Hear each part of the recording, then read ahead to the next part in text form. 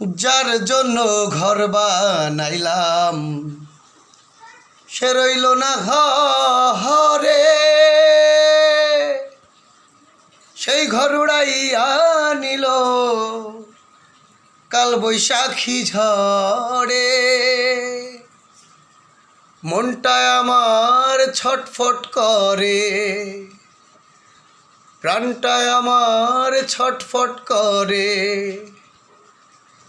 করে হাহাকার আমার ভালোবাসার ময়না পাখি। এখন জানি কার ও বন্ধুরে, বন্ধুরে আমার ভালোবাসার ময়না পাখি। এখন জানি কার।